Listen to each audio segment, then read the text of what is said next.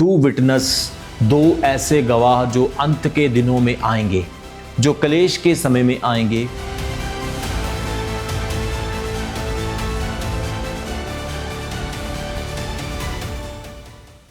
Praise the Lord. आप सभी को जय मसीह की। मैं प्रेरित रमन हंस आप सभी का परमेश्वर की हजूरी में स्वागत करता हूं।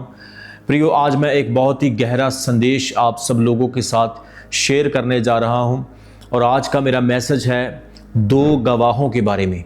जैसा कि पवित्र बाइबल प्रकाशित वाक्य की किताब उसके 11 अध्याय में दो गवाहों के बारे में लिखा हुआ है।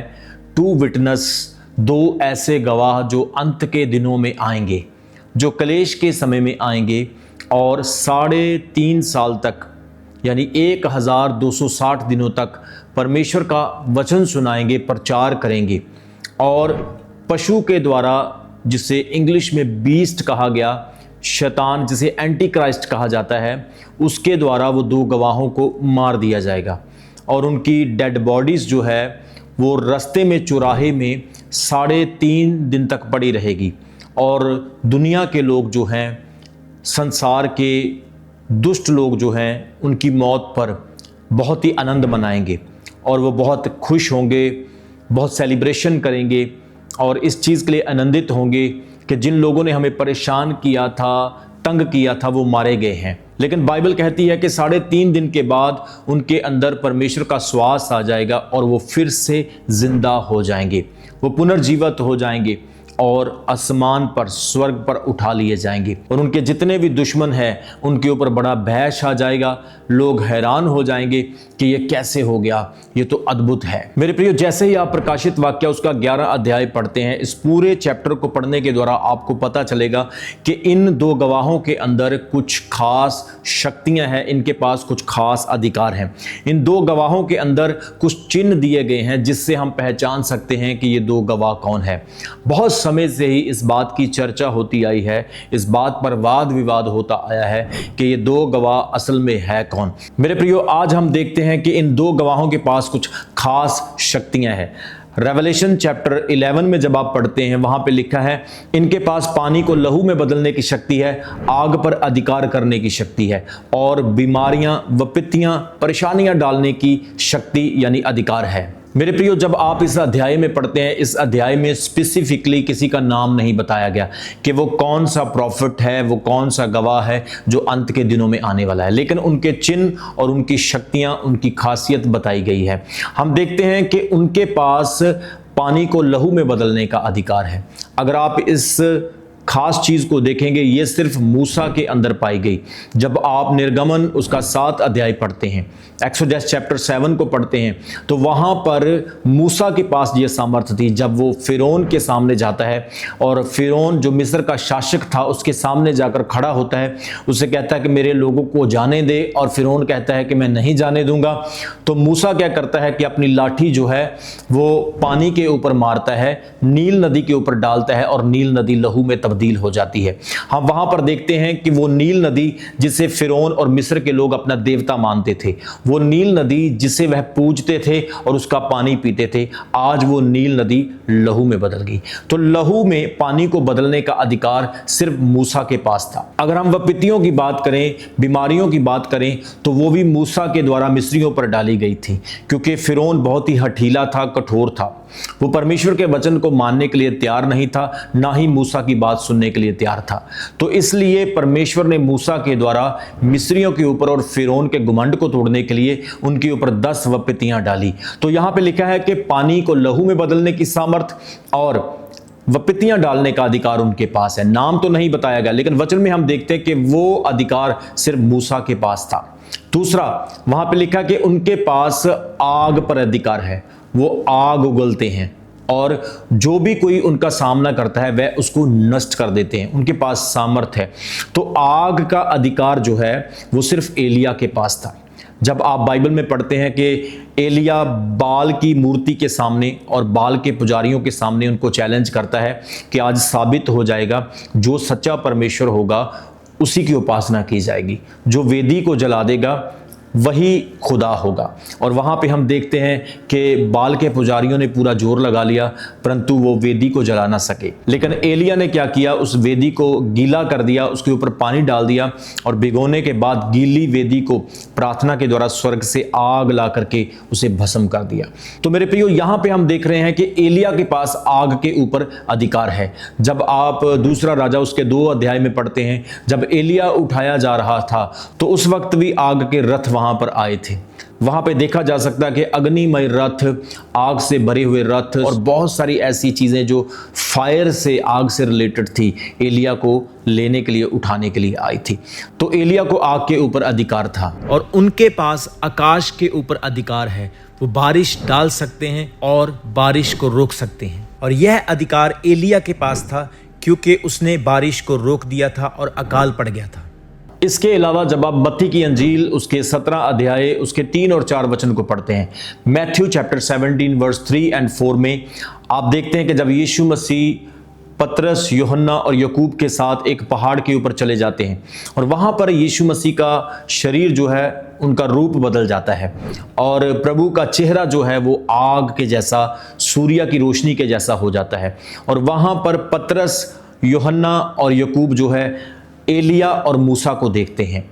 और जैसे वो एलिया और मूसा को देखते हैं तो पतरस कहता है, प्रभु क्या हम यहाँ पर मूसा, एलिया और आपके लिए 3 मंडप यानी 3 तंबू बनाएं, 3 डेरे बनाएं। तो हम यहाँ पे देखते हैं कि यीशु मसीह का जब रूपांतरण हुआ, उसका ट्रांसफिगरेशन हुआ, तो वहां पर भी मूसा और एलिया को देखा गया। तो इस दृष्टिकोण से हम जान सकते हैं कि मूसा और एलिया के 2 गवाहों में होने के चांस सबसे ज्यादा हैं। भले ही प्रकाशित वाक्य 11 अध्याय में उनका नाम नहीं बताया गया है, परंतु उनके चिन्हों से, उनकी शक्तियों और उनकी क्वालिटी से हम जान सकते हैं मूसा और एलिया के 2 गवाहों में होने की संभावना सबसे ज्यादा है। मलाकी उसके 4 अध्याय उसके 5 वचन में भी, मलाकी चैप्टर 4 एंड वर्स 5 में भी मलाकी नबी के द्वारा एलिया के बारे में यह भविष्यवाणी की गई। वहां पे लिखा है, प्रभु के भयानक और बड़े दिन के आने से पहले मैं एलिया नबी को भेजूंगा।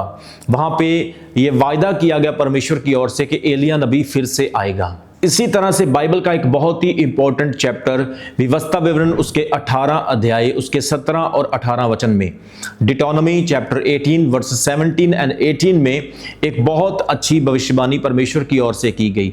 और वहां पर खुदा ने खुद कहा कि तेरे भाइयों के बीच में से मैं एक नबी को, एक प्रॉफिट को खड़ा करूंगा। मेरे प्रियो, ये मूसा के बारे में भविष्यवाणी की गई, लेकिन याद रखें इस भविष्यवाणी को यीशु मसीह के साथ भी जोड़ा जाता है। यहूदी लोग इस भविष्यवाणी को मूसा के बारे में जोड़ते हैं और वो कहते हैं मूसा नबी फिर से आएगा, लेकिन क्रिश्चियन लोग, मसीही लोग जो हैं, इस प्रोफेसी को जीसस के साथ भी जोड़ते हैं।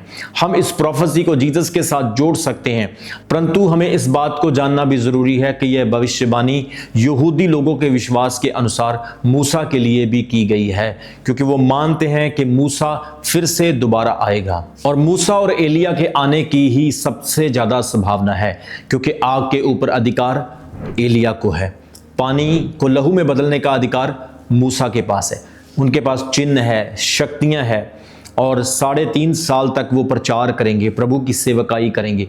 लोग उन्हें बर्दाश्त नहीं कर पाएंगे और पशु की ओर से, जिसे इंग्लिश में बीस्ट कहा गया है, उनकी ओर से इन गवाहों को मार दिया जाएगा और चौराहे पर 3.5 दिन तक इनकी डेड बॉडीज पड़ी रहेंगी और परमेश्वर की ओर से फिर इनके अंदर श्वास आ जाएगा, जीवन आ जाएगा और ये पुनर्जीवित हो जाएंगे, फिर से जिंदा हो जाएंगे और अपने दुश्मनों के सामने ये स्वर्ग पर उठा लिए जाएंगे, क्योंकि इनकी सेवकाई का समय पूरा हो जाएगा, इनकी मिनिस्ट्री का टाइम कंप्लीट हो जाएगा और ये जिंदा हो जाएंगे। मेरे प्रियो, अभी हमने 2 गवाहों के बारे में जाना है कि वो मूसा और एलिया हो सकते हैं, परंतु याद रखें पवित्र बाइबल में एक और पहलू है जिसमें हम हनोक को भी, एक ऐसा नबी, एक ऐसा परमेश्वर का दास जिसका नाम हनोक है, उसकी पॉसिबिलिटी को भी, उसकी संभावना को भी देखते हैं। पवित्र बाइबल कहती है कि हनोक एक ऐसा प्रभु का दास था जो प्रभु के साथ 365 साल तक वफादारी के साथ चलता रहा। जब आप उत्पत्ति उसके 5 अध्याय उसके 23 और 24 वचन को पढ़ते हैं, वहां पर लिखा है कि हनोक लोप हो गया क्योंकि प्रभु ने उसे जीवित ही उठा लिया। वो प्रभु के मन को अच्छा लगता था। और हम यहां पर एक पहलू देख रहे हैं कि हनोक जिंदा उठाया गया, लेकिन बाइबल के सिद्धांत के अनुसार परमेश्वर के कानून के अनुसार कोई भी व्यक्ति जो जिंदा उठाया गया वो एक ना एक दिन दोबारा फिर मरेगा। मौत हर एक को एक बार आनी ही आनी है।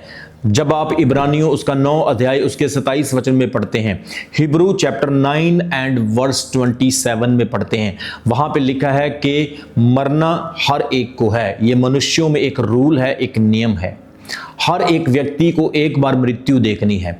आप जानते हैं कि प्रभु यीशु मसीह खुद परमेश्वर होते हुए भी एक बार मरे हैं और तीसरे दिन वो जिंदा हो गए। भले ही वो जिंदा हो गए पर फिजिकली एक बार उनको मृत्यु का स्वाद चखना पड़ा। इसी तरह से हनोक को मृत्यु नहीं मिली है, हनोक जिंदा ही उठाया गया है और बाइबल कहती है वो दोबारा फिर से वापस आएगा और उसके आने की संभावना उन 2 गवाहों में मेल खाती है कि वो मरा नहीं है, वो एक बार फिर आएगा और उसे मारा जाएगा, वो मौत का स्वाद चखेगा। इसलिए मेरे प्रियो, हनोक और एलिया 2 ऐसे व्यक्ति हैं जिन्होंने मौत का स्वाद नहीं चखा है। बाइबल कहती है एलिया भी जिंदा उठाया गया। जब आप दूसरा राजा उसके 2 अध्याय में पढ़ते हैं, एलिया जिंदा ही उठाया गया, टेकन टू हेवन अलाइव। और इसी तरह से हनोक भी जिंदा ही उठाया गया। सो मूसा की संभावना बाइबल के अनुसार है क्योंकि उसके पास पानियों को लहू में बदलने की पावर है और उसके पास विपत्तियां डालने की पावर है। लेकिन ये भी याद रखें कि एलिया और हनोक की संभावना भी है क्योंकि एलिया भी नहीं मरा और हनोक भी नहीं मरा, ये दोनों ही जिंदा उठाए गए। और इब्रानियों 9:27 के अनुसार इनका मरना, इनका फिजिकल डेथ का स्वाद चखना बहुत ही ज़रूरी है। इसलिए इनका अंत के दिनों में उन 2 गवाहों में शामिल होना भी आवश्यक हो सकता है, पॉसिबल हो सकता है। और एक बहुत इंपॉर्टेंट चीज़ जो आपको जानना चाहिए, एलिया और हनोक के पास न्याय का अधिकार है। न्याय का अधिकार होता है जिस प्रकार से परमेश्वर की ओर से आपको कुछ भी करने की पावर दी जाए। न्याय का मतलब होता है कि आप जो भी परमेश्वर की ओर से कहते हैं वो होता है, चाहे पाप का न्याय हो, चाहे किसी को सजा देकर उसका न्याय किया जाए या किसी के अच्छे और भले का न्याय किया जाए। इसी प्रकार से हनोक और एलिया के पास न्याय का अधिकार भी है। जब आप पहला राजा उसके 17 अध्याय को पढ़ते हैं, एलिया के कहने के अनुसार वहाँ पर एक बहुत बड़ा फमाइन आ गया, एक बहुत बड़ा अकाल पड़ गया। ये एक न्याय था जो एलिया के कहने के द्वारा आया। और इसी प्रकार यहूदा की पत्री उसके 1 अध्याय उसके 14 और 15 वचन में लिखा है कि हनोक भी न्याय करने पर अधिकार रखता है। जूदस चैप्टर 1 वर्स 14 एंड 15। मेरे प्रियो, इसी तरह से जकरिया चैप्टर 4 में जब आप पूरे इस चैप्टर को पढ़ते हैं, वहां पर आपको एक जकरिया प्रॉफिट का, भविष्यवक्ता का दर्शन दिखाई देता है। वो अपने दर्शन में 2 गवाहों के बारे में देखता है। इस दर्शन में जकरिया एक ठोस सोने के दीवट को देखता है, दिए को देखता है और वो तेल के कटोरे को देखता है। और वो बताता है कि एक तरफ से एक पेड़ है जो जैतून का पेड़ है। इसी तरह से प्रकाशित वाक्य 11 में भी 2 पेड़ों के बारे में बताया गया है। जकरिया के इस दर्शन में स्वर्गदूत उसको कहता है कि ये 2 अभिषिक्त जन जो हैं, ये वो जन हैं जो पूरी पृथ्वी पर प्रभु के पास खड़े रहते हैं। आप जकरिया उसके 4 अध्याय उसके 14 वचन में पढ़ सकते हैं। इस वचन से हम देखते हैं कि जकरिया ने भी इन 2 गवाहों का जिक्र किया है और ये 2 गवाह जो हैं ये आएंगे, अंत के दिनों में आएंगे, 100% आएंगे और ये आकर के गवाही देंगे और बाइबल की भविष्यवाणियों की पूर्ति करेंगे। तो इसलिए मेरे प्रियो, हम इस पूरे चैप्टर में, इस पूरे संदेश में ये सीखते हैं कि ये 2 गवाह जो हैं, ये मूसा, एलिया, हनोक, इन तीनों में से 2 हो सकते हैं क्योंकि इनके आने की संभावना ज़्यादा है। और बाइबल के चिन्ह और प्रोफेटिक वर्ड्स और बाइबल की सारी आयतें इनके ऊपर आकर ही सही बैठती है, मेल खाती है। इसके अलावा बहुत सारे स्कॉलर्स और बाइबल के विद्वानों के द्वारा ये भी कहा गया कि बाइबल में और भी बहुत सारे लोग हैं जो मेल खाते हैं, लेकिन ज़्यादातर यही मेल खाते हैं। वैसे तो कई लोग ये भी कहते हैं कि उनमें डैनियल भी शामिल हो सकता है, कई लोग ये कहते हैं यूहन्ना भी, जॉन भी शामिल हो सकता है, और भी बहुत सारे पहलू थोड़े थोड़े किसी न किसी के साथ मेल खाते हैं। लेकिन बेसिकली बाइबल के अनुसार, यहूदी लोगों के मनन के अनुसार, उनकी स्टडी के अनुसार और उनके विश्वास के अनुसार मूसा, एलिया और हनोक ही है जिनके ऊपर बाइबल की सारी भविष्यवाणियां, वचन पूरी होती है, मेल खाती है और उनकी शक्तियाँ, उनकी पावर्स और चिन्हों के साथ पूरी तरह से सही बैठती है। सो मेरे प्रियो, आज हमने 2 गवाहों के बारे में देखा है कि 2 गवाह आएंगे। क्या करने आएंगे? परमेश्वर का प्रचार करने के लिए, प्रभु की गवाही देने के लिए आएंगे। और उनकी गवाही के द्वारा क्या होगा? जो दुष्ट लोग हैं, उनके दुश्मन हैं, वो उस गवाही को ना सुन सकेंगे। उनको बड़ी डिस्टर्बेंस होगी, इरिटेशन होगी, क्योंकि वो उनके पाप के विरुद्ध में बोलेंगे। और इस विरोधता के कारण पशु जो है, एंटी क्राइस्ट, जिसे हम शैतान कहते हैं, इंग्लिश में जिसको बीस्ट कहा गया है, वो पशु इन प्रॉफिट्स को, वो पशु इन 2 गवाहों को मार डालेगा, इनका वध कर देगा। और 3.5 दिन तक चौराहे में उनकी लाशें पड़ी रहेगी, जैसा मैंने आपको पहले बताया। और लोग खुशियां मनाएंगे, एंजॉय करेंगे कि हाँ, जिन लोगों ने हमें परेशान किया था, तंग किया था, अब वो मर चुके हैं। लेकिन एक बड़ा मिरेकल होगा, एक चमत्कार होगा।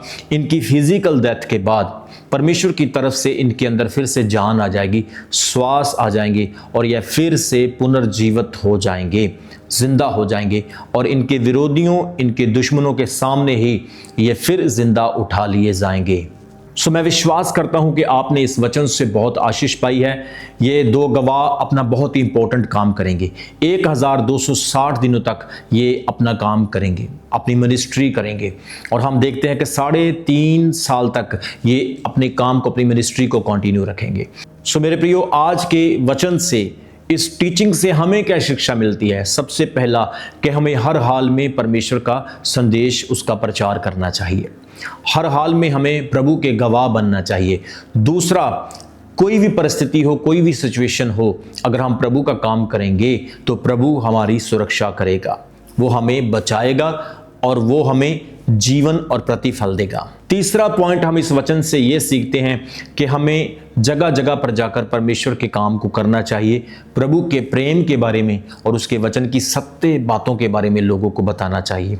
जैसा कि मत्ती उसके 28 अध्याय में यीशु मसीह ने कहा, जाओ सब जातियों को चेला बनाओ, उन्हें पिता, पुत्र और पवित्र आत्मा के नाम से बपतिस्मा दो, और जो बातें, जो आज्ञाएं मैंने तुम्हें दी है उन्हें मानना सिखाओ, तो देखो जगत के अंत तक सदा मैं तुम्हारे साथ हूँ। तो हमें प्रभु का वचन सुनाना चाहिए, प्रभु का समाचार लोगों को देना चाहिए। तो आज जो प्रकाशित वाक्य 11 अध्याय में, रेवलेशन चैप्टर 11 में जो मैंने आपको 2 गवाहों के बारे में बताया है, मेरा विश्वास है कि आप इस वचन से बहुत करीब पहुंचे हैं। आपने वचन को जाना है, इन्फॉर्मेशन को लिया है, और जितने भी बाइबल से मैंने स्टडी करके आपको बताया है, मैं विश्वास करता हूं कि परमेश्वर के इस ज्ञान से जो उसने मुझे दिया, आपने आशीष पाई है। इसका अगला पार्ट, इसका नेक्स्ट पार्ट मैं जल्दी ही करूंगा, और मेरा विश्वास है इसके नेक्स्ट पार्ट से आप और भी ज़्यादा ब्लेस्ड होंगे, और भी ज़्यादा गहरी बातों को और इन्फॉर्मेशन को, वचन को सीख सकेंगे। परमेश्वर आप सभी को ब्लेस करे। God bless you. अभी हमारे चैनल को सब्सक्राइब करें। हमारे चैनल का नाम है रमन हंस मिनिस्ट्रीज, और नीचे दिए गए बेल आइकन पर प्रेस करें। आप हमें फेसबुक पर भी फॉलो कर सकते हैं। हमारा फेसबुक पेज है रमन हंस मिनिस्ट्रीज। हमारा प्रेयर लाइन नंबर है 0160500800।